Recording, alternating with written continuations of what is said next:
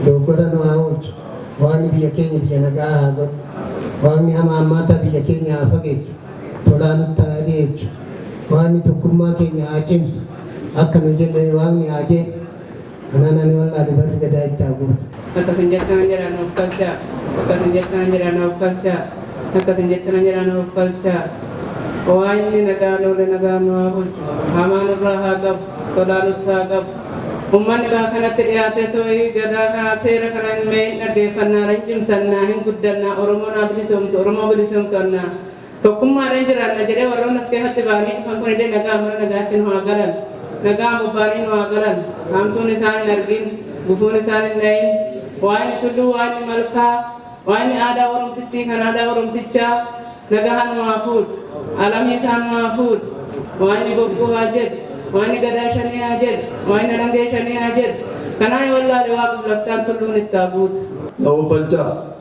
Lau falja ayyee waan sagantaa warra saklan booranaa wadditu waayuu lafa isaa malee jirte waan utubaa malee nyaan gurraacha garaa garbaa leemboo garaa taniidhaa waan nagaan bule nagaan nu haa oolchu daafi sababee nu haa oolchu waan tuulama sadeenii nagaan nu haa dhiyeessu waan malkaa shananii nagaan nu haa dhiyeessu Wagni shanan jidda mankanu naganu hadis wagni sadena muri naganu hadis wagni jangala naganu hadis wagni apran gumichu naganu hadis wagni malkasa kali naganu hadis junne wagni nuharagam urmo afawoli habeksisu tulam nisadin tulam ammacha wagni afawoli habeksisu waqayyo some gorore kan nuro be kada bataki kanna ran ambise ija talida tittu afedu Buka biratitti nu hafidu amma meediyaan amma hundaa'uudhaaf deemu kanallee Oromoon jabaatee bootaa isaa qabatee bootaa nu haa qabatu ammallee Oromoon haa cimu Oromoon qara haa ta'u afaan walii haa beeksisu jaarsaaf jaartii qarree fi qarrittiin asitti manguddoonni dhiyaatanillee nagaan haa galani afaan walii haa beeksisu ana wallaale bitti roomaa nagaa haleelee bitti roomaa nagaa gadaan kuufaa qabdi.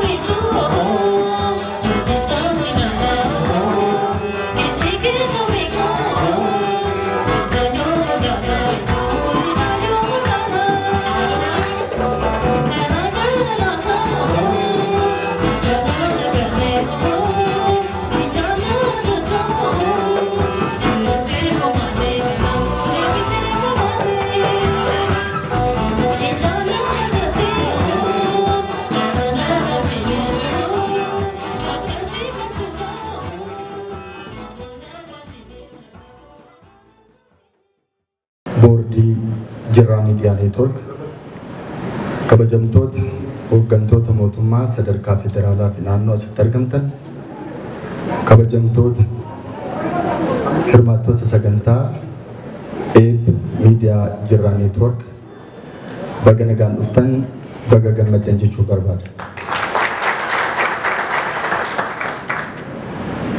Jaarraan 21ffaa keessa jiru keessatti odeeffannoon wantoota bu'uuraa dhala namaaf barbaachisaa ta'an keessaa isa tokko ta'aa dhufee jira. Fedhii odeeffannoo dhala namaa kan immoo kan guutu kan sooru miidiyaadha. Miidiyaan barsiisuu, odeeffannoo kennuu, bashannansiisuu, guddina dinagdee hawaasummaa akkasumas siyaasaa saba tokko keessatti gahee olaanaa qaba. Miidiyaan kanaaf humna guddaadha. Humna dhugaa baasuus dabsuus danda'u. Humna jeequmsa kaasuus nagaa buusuus danda'u. Walumaa galatti miidiyaan ijaaruus ta'e diiguus keessatti gahee olaanaa qabachaa. Kanaaf jijjiirama saffisaa teknooloojii odeeffannoo irratti mul'ataa jiru wal qabatee addunyaan keenya oduu sabaa kalaqamuun qormaata guddaa keessa galtee jirti. Haalli biyya keenyaaf naannoo keenyas kanuma keessatti ilaalama.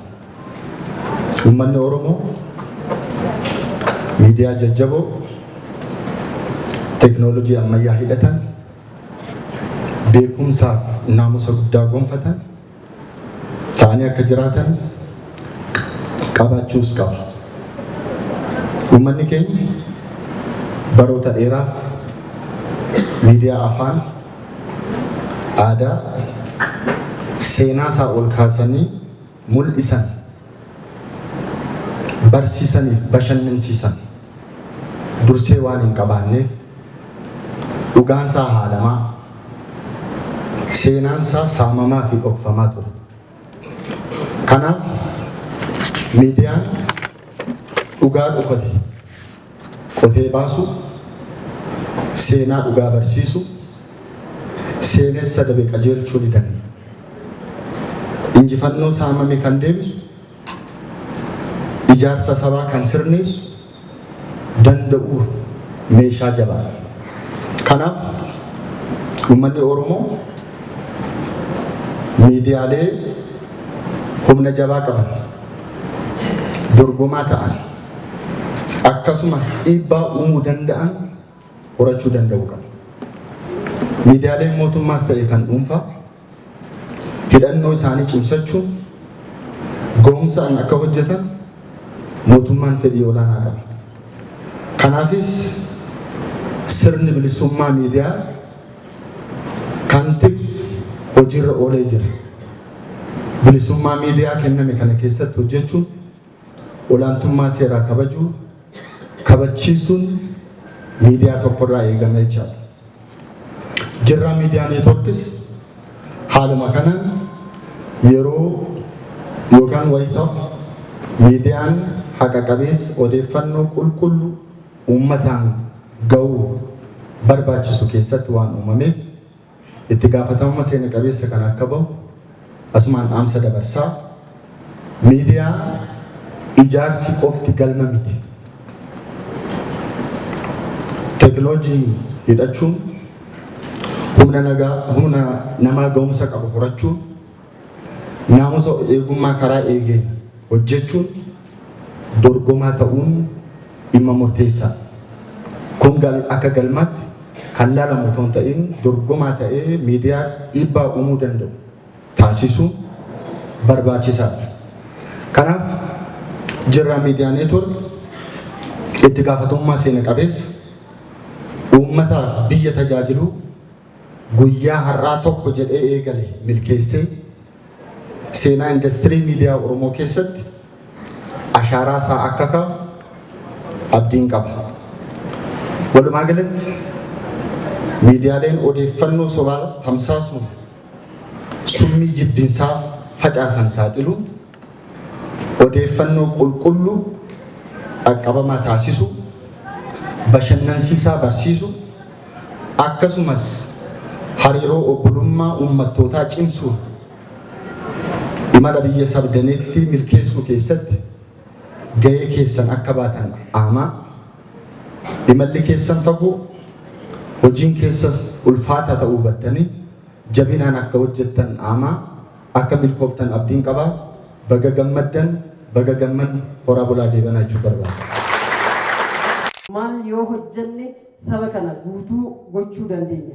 Hanqinni akka Oromootti, akka biyyaatti qabnu maali kan jedhu laallee jirraa miidiyaa neetwoork kan hundeessine ta'uusaa isin ibsuu barbaada. Miidiyaa kana yeroo hundeessinu kana dura miidiyaan saba kanaaf afaanii gurratee dhugaa uummata kanatti himee dhugaa uummanni kun qabu addunyaaf beeksisee seenaa fi seenessuu uummata keenya irratti geggeeffamaa ture sirreessuu keessatti miidiyaaleen akka biyyaatti qabnu jaboo kanarratti kan hojjetan osoo hin ta'in cinaan gartummaa qaama tokkoo kan ta'an cinaan kan qaama hundeessee kan ta'an dhugaa hunda galeessa kan ta'e yookaan dhugaa waloo hawaasni kun qabu biyya kana ijaaruu keessatti Afrikaa utubuu keessatti uummanni sabni guddaan kun qabu miidiyaaleen bifa saniin kaasan muraasa akka sabaattis miidiyaaleen nu qabnu akka naannoottis miidiyaalee qubaan lakkaawwamanidha. Kanaaf uummanni Oromoo hayyuu qaba, uummanni Oromoo qabaataa qaba, uummanni Oromoo beekaa qaba. Kan qabu kan akkamitti walitti fidnee hanqina uummanni keenya qabu yookaan immoo iddoo rakkoo hawaasni keenya jiru keessaa itti agarsiisuu dandeenya. Kan nagannee maallaqatti argannu fi bu'aatti argannu qofa osoo hin ta'in hawaasni kun iddoo ittiin roorroo isaa itti ibsatu, iddoo wantoonni qajeelaniif itti bareef itti ibsatu, akkasumas mootummaa fi uummata jidduutti dildila ta'ee rakkoo gama hawaasummaa, gama diinagdee, gama siyaasaa akkasumas waliin jireenyatti isa mudatu kan itti wal baru hanqina miidiyaa hedduu waan qabuuf jirraa miidiyaa neetwork yeroo hundeessinu kana hunda jiddu galeessa godhaneeti jechuudha. Kanaaf hundi keenya miidiyaan kun har'a yeroo hundeessinu qaamni asitti argamtan kun qabeenya keessan kan waloo keenyaati. Dhugaa uummata keenyaa kan baasudha. Hanqina akka sabaattis ta'e akka biyyaatti qabnu kan guutuudha jennee amanna. Akka sabaatti saba guddaadha. Miidiyaan nu qabnu garuu qubaan lakkaawwamuu biraan dabranii jechuudha. Kan ammoo guutuu kan qabnu nama biraati miti. Ana isini qaama Oromiyaa keessatti dadhabdee Oromoo hayaatiin hojjedha jedhu hundinuu kana baachuun dirqama isaati jechuudha. Akka ilma namaatitti wantoota guyyaatti galii irraa argannu hojjechuun hin danda'amu. Haa ta'u garuu wantoota guyyaa guyyaatti galii irraa argannu irraa gammachuu mataa keenyaa qofa argachuu dandeenya. Garuu akka sabaatti akka biyyaatti wantoonni waan kana guutuu danda'an waan sabaa hojjetan wanti seenaa duraan kaasnuuf abbootii keenya dabra wanni kaasnuuf bu'uura har'a irra geenyeef abaqaala har'a firii isaa nyaachuu eegalle kanaaf qabsoo guddaa waan geggeessaniif wanni isaan qabsaawaniif waan biraatiif miti. Kanumaaf sabni kun dhageettii fi gurraa dhageettii akka argatu waan inni kaasu akka fudhatamu seenaa fi seenessuun akka hin taanetti isarratti barreeffame akka sirraa'u kanaaf abbootiin keenya kan qabsaa'an nus qabsoo keessa kan ta'u. Kan ammoo kan gachuu dandeenyu addunyaa jijjiirama keessa jirtu kana keessatti haalli feek niwus itti guddachaatti deemaa jiru oduuleen sobaa itti guddachaatti deemaa jiru kan ammoo sirreessuudhaaf miidiyaaleen gahee guddaa qaban jechuudha. Hayyee kabajamtoota keessummoota keenyaa waamicha keenya kabajanii sagantaa seena qabeessa kanarratti argamuu keessaniif galataa fi kabaja guddaa isiniif qabnu isiniif ibsuu barbaada. Kanatti aansuudhaan jirraa miidiyaa niitwoork dhaabbata miidiyaa ta'ee hundeeffamuuf akka yaadatti erga bu'uureffame kan bubbule yoo ta'u qorannoo fi qo'annoo bal'aa erga godhameen booda barbaachisummaan isaa bu'aa qorannoo irratti hundaa'uun itti amanamuudhaan bara 2012 ji'a hagayyaa irraa eegaluun adeemsa seeraa miidiyaalee biyya keenyaa eeguudhaan ulaagaa miidiyaan tokko barbaachisu xumuruun bara 2013 ji'a sadaasaa keessa broadcastingii biyyaalessa Itoophiyaa irraa eeyyama tamsaasa televezyiinii argatee jira. Bu'uura yaada kanaa hundeessitoota miidiyaa kanaa yommuu ta'u yaadni bu'uureessitoota dhaabbaticha qorannoo fi qo'annoon mirkanaa'uudhaan hanqina miidiyaa akka sabaatti akka sirnaatti akka biyyaatti qabnu guuttachuudhaaf miidiyaan kun kan hundaa'edha. Dhaabbanni jirraa miidiyaa niitwoork JMN TV adeemsa jijjiirama biyyi teenya keessa jirtu utubuu guddina diinagdee siyaasa fi hawaasummaa biyya keenyaa cimsuun biyya keenya bu'uura cimaa irra ijaaruudhaaf miidiyaa kutannoon hojjechuuf kaayeffateedha. Guddinni diinagdee siyaasa fi hawaasummaa biyya tokkoof miidiyaan iddoo guddaa akkuma qabu jirraa miidiyaa niitwoorkii dhaabbata diinagdee dargaggootaa qonnaan bultoota hawaasa bal'aa biyya keenyaa tumsuun guddina diinagdee biyya keenyatiif fuulduratti tarkaanfachiisuuf waanjoo hiyyummaa biyyi teenya itti waamamtu buqqisuun biyya teenya tarree biyyoota guddataniititti hiriirsuuf miidiyaa hundaa'edha. guddinni aadaa, seenaa, duudhaa, safuu fi safeeffannaa, afaan, aartii, muuziqaa, tiyaatira, hogbarruu fi hambaawwanii fi calaqqeewwan biyya keenyaa guddisuun, dagaagsuu, addunyaatti beeksisuu fi dhalootaa dhalootatti dabarsuu keessatti xiyyeeffannaa olaanaadhaan kan hojjetu ta'a. Dhaabbanni Jirraa Miidiyaa Niitoork JMN TV wanti adda isa godhu dinagdee siyaasa hawaasummaa uummata biyya keenyaa giddugaleessa godhachuun odeeffannoowwan guddina dinagdee siyaasa hawaasummaa uummattoota biyya keenyaa utubuu irratti fuulleeffachuudhaan afaanota 8 oliin tamsaasuudhaaf kaayyeffatee hojjechuudhaaf kan hundaa'e ta'a.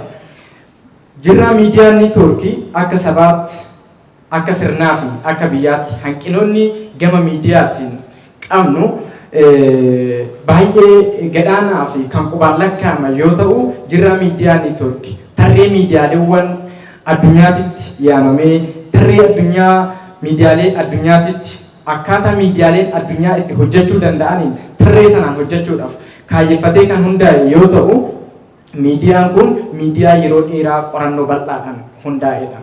Miidiyaan kun akka miidiyaalee addunyaatitti miidiyaa jabaa akka ta'uuf, miidiyaa hunda galeessa ta'e, miidiyaa garee tokko hin qabanne, miidiyaa garee siyaasa yookiin garee amantaa tokko, miidiyaa garee saba tokko qofa leellisu osoo hin taane, miidiyaa sabaaf sablammii biyya kanaa giddugaleeffachuudhaan, aantummaa biyya keenyaa eeguudhaan giddugaleessummaa akkaataa miidiyaalee addunyaatti miidiyaa hojjetudha.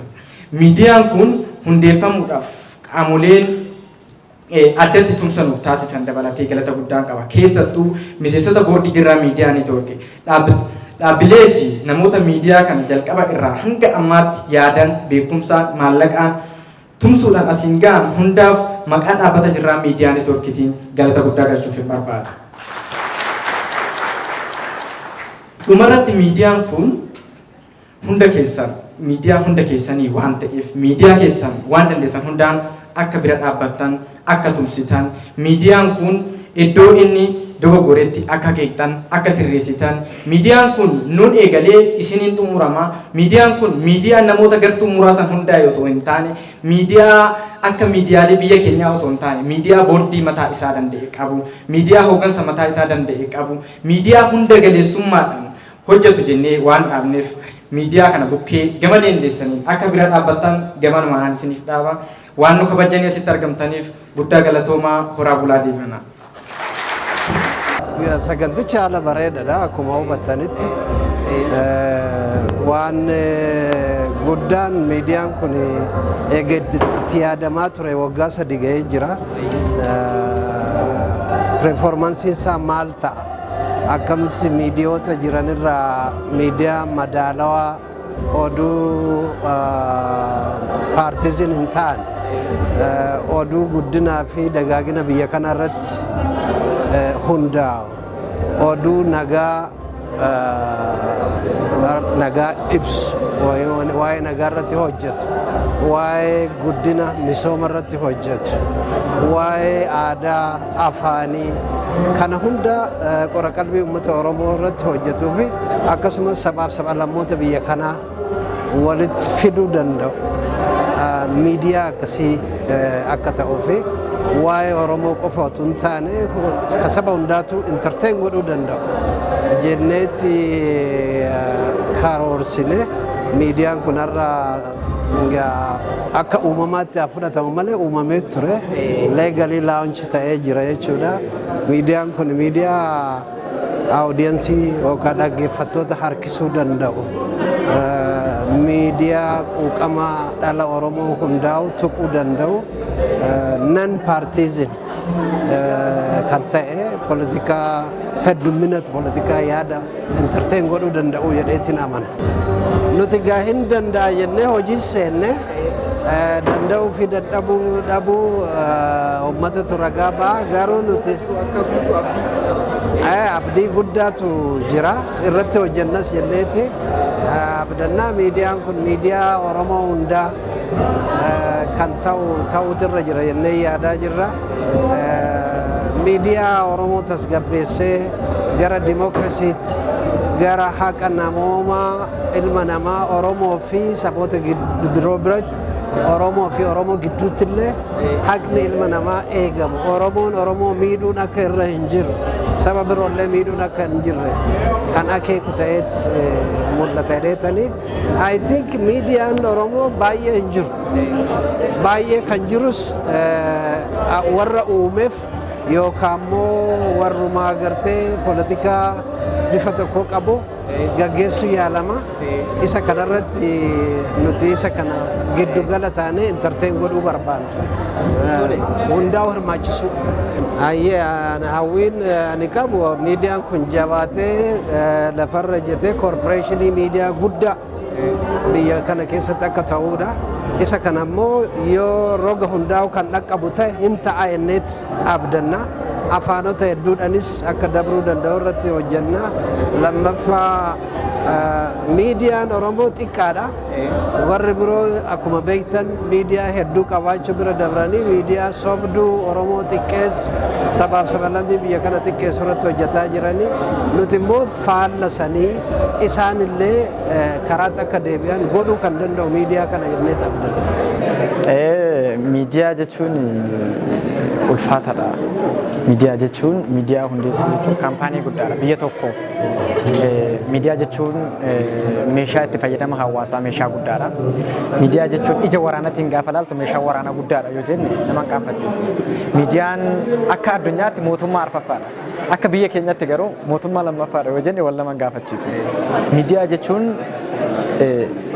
waa tokko ijaarus danda'a, diigus danda'a. Humna qaba waan ta'eef akka jirraa miidiyaa neetwoorkitiitti bu'aa bahii hedduu keessa dabarre miidiyaan kun hundeeffama isaa dura qorannoo hedduutu gaggeeffame. Qorannoon kunis akka saba tokkootti yookiin akka naannoo tokkootti osoo hin taane akka gaanfa Afrikaatti miidiyaalee jiraniin irraa hanqinoota jiraniif ciminoota jiran hanqinoonni miidiyaaleen akka gaanfa Afrikaatti jiru maalidha? Miidiyaaleen hanqina miidiyaa qabnu kun miidiyaalee maaliiti? Miidiyaa amantaati moo miidiyaa siyaasaati moo miidiyaa diinagdeeti kan jedhu kun miidiyaa hawaasaa sabdanees tokkummaa biyya kanaa irratti hojjetu waan seenaa fi duudhaa hawaasa kanaa keessattuu uummata Oromoo dhuka lafee gochuudhaan miidiyaa ciminaan qixa hunda dhaabbatee hojjetu uumuun hedduu ulfaataadha. Miidiyaan hundeessine kun miidiyaa wantoota amma sii kaase kana hammatudha. Miidiyaan kun bu'aa bahii hedduu keessa darbeeti. Waggoota 3 kana dura kan inni eeyyama seeraa tamsaasaa fudhate garuu keessoo miidiyaa kana cimsuudhaaf bu'aa bahii hedduutu ture. San keessatti dadhabbii hedduudha qaba. San hunda keessa dabarree har'a guyyaa hundeeffama isaa geenyee jirra. Guyyaan hundeeffama isaa kun immoo bifa miidhagaa fi hawwataa ta'e akkuma argaa turre kan gaggeeffame ta'e. Hayyee jirraa miidiyaa neetwoork sanaan dura yuutiib irratti illee sochii gaarii akka gochaa turedha jechuun gurra uummataa bira gahaa ture amma tokko amma immoo gara televizyiinitti dhufuun egaa uummata bira gahuuf deema. Miidiyaan kun uummata biyya kanaaf Itoophiyaaf Oromoof ispeeshaalii Oromoon miidiyaan qabu jedhamee hamatama. Miidiyaan mootummaa afuraffaadha jettee kaastee sirriidha. Jijjiirama akkamii fiduu danda'a? Fiichariitii isaa. Biyya tokko keessatti sirna jabaa qabaachuu kan dandeessu akka sabaatitti gaafa laaltu yoo miidiyaa jabaa qabaattedha. Biyya jabduu tokko hundeerraa nin qaba kan jettu yoo miidiyaa jabaa qabaattedha. Wanti hojjettu kan ittiin mul'atu, wanta dhabde kan ittiin barbaaddu, kan sagalee hin qabne akka sagalee godhatu, kan ittiin sagalee taatuuf miidiyaadha. Miidiyaan kun bifa televezyiiniitiin kan dhufaa jiru akka sabaatti, akka sirnaa fi akka biyyaatitti miidiyaa hojjetudha. Miidiyaan kun miidiyaa gartuu tokkooti miti. Miidiyaa gartuu amantaa yookiin gartuu siyaasaa yookiin gartuu saba tokkoo qofaa miti. Miidiyaa saba sagalee dhabe sagalee ta'uuf, miidiyaa aadaaf duudhaan eenyummaan isaa cunqurfame ol kaasu. Miidiyaa seenan dhaloota kanaa durdurirraa kaasee haga ammaatitti dhokatee jiran qoratee ogeeyyii jajjaboodhaan baasee hawaasa kanaan ga'uuf miidiyaa dookumantarii har'a biyyi teenyatti jirtu hojjechuudhaan dhaloota boruutiif kaa'u miidiyaa akkasitti miidiyaan nuti hundeessine hojiin inni qabatee dhufuuf jirus kanaadha jechuudha. Hayyee jirraa miidiyaa neetwoork amma anas gaafachaa ture akka walii galaatti. Ati immoo pirezidaantii yookaan immoo dura bu'aa miidiyaa kanaati akka keetitti yookaan immoo jirraa miidiyaa neetwoork eessa gahee arguu barbaadde hawwiin. Miidiyaan kun miidiyaa akka saba Oromoo qofaatitti dhaabbatu miti. Akka sabaatitti biyya bulchaa jirra. Yeroo biyya bulchaa jirru kanatti miidiyaa jabaa ta'e miidiyaa akka gaanfa Afrikaatti bira darbuudhaan akka addunyaatti miidiyaa jabaa ta'e miidiyaa dantaa Itoophiyaa eegu miidiyaa dantaa Afrikaa eeguu danda'u akka gaanfa Afrikaatti hundeessee arguudha. Miidiyaan kun damee bal'aa banachuudhaan biyyoota garaagaraa irratti biyya keessa osoo hin taane biyyoota ambaa hedduu irratti damee banatee miidiyaa jabaa ta'e addunyaadhaaf sagalee ta'uu danda'u arguudha hawwin koo guddaan. Dhumarratti gaaffii dhumaa qaamni galateeffachuu barbaadu yookaan immoo dhaamsi ati qabdu waan lama kanaan wal qabsiisti. Kan hin galateeffachuu barbaadu gaafa waa hojjettu zeeroo irra gaafa jirtu qaamni si deeggaru tokko waan guddaadha.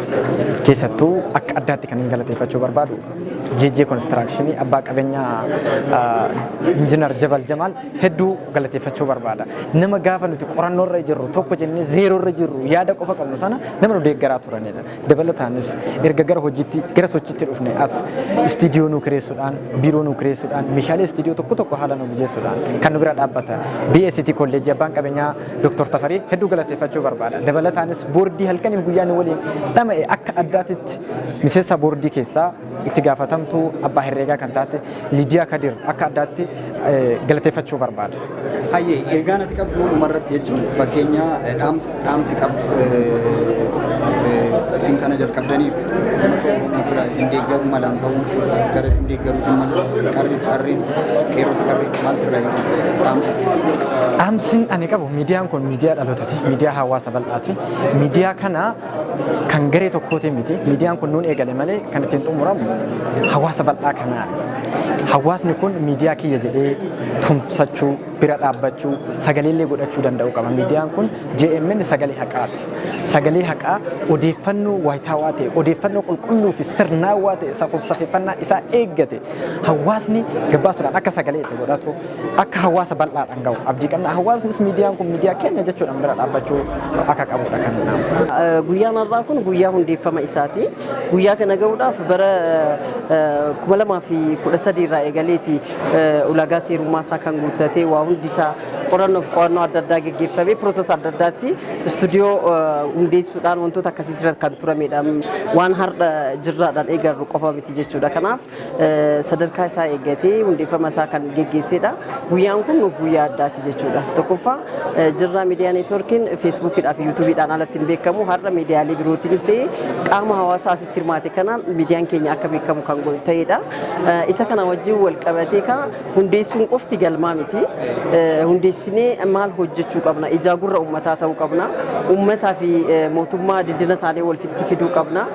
Haala addunyaan irra jirtu beeknee hojjechuu qabna. Aadaa fi duudhaa uummata Oromoo addunyaatti beeksisuu qabna jenneeti kan kaane. Kana qofaa miti akka sabaatitti sabni Oromoo akkuma duratti kaase seenaa fi seenessuun kan isaa hin taane irratti fe'amaa uummata turedha. Kana sirreessuu keessatti miidiyaan jirraa miidiyaa neetwoorkiin gahee guddaa qaba jechuudha. Kanaaf maqaa isaarraallee yeroo kaanu jiraachuun keenya Oromoo qofaaf miti. Oromoofis jirra, Itoophiyaafis jirra, Afrikaafis jirra jennee kaane. Kanaaf yeroo gabaabaa keessatti miidiyaalee biraatiinis sadarkaa sanitti hin dhufne jennee yaadna. Maaliif gaazexeessitoota yookaan immoo ijoollee ogummaa qabanii kan hundaa'e fedhii volontarii ijoollee baay'eetu kan jirudha.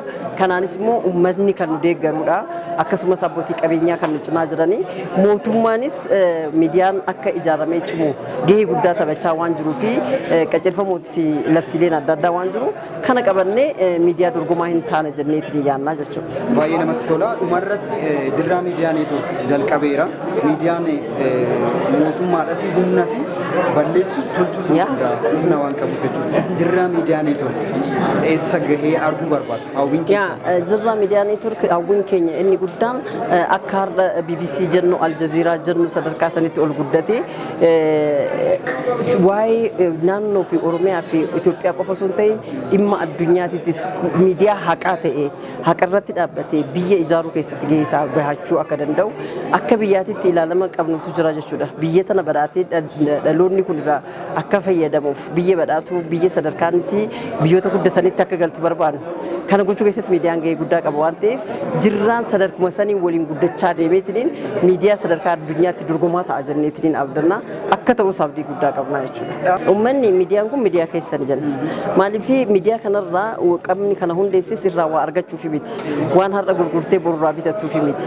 Itti gaafatamummaa sabummaa bahachuudhaaf miidiyaan kun kan hundaa'e. Kanaaf sagalee keessanii tumsitanii yaadaanis dandeettiinis beekumsaanis akka cinaa dhaabbattan akkasumas diinagdeedhaanis akka utubdan asumaan dhaamsa kiyya dabarsaa.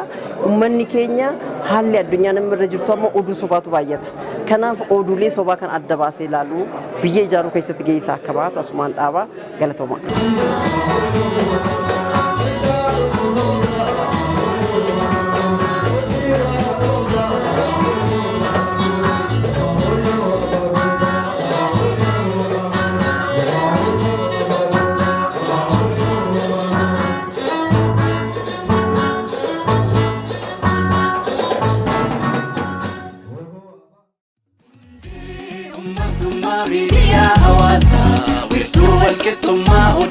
Nodansa kennine fudhannaa loogii dhabamsiisna riqicha dhugaatii hawaasa teessisna hundee ummattummaa miidiyaa hawaasa wiirtuu walqixxummaa odeeffannoo dansaa kennine fudhannaa loogii dhabamsiisna riqicha dhugaatii hawaasa teessisna.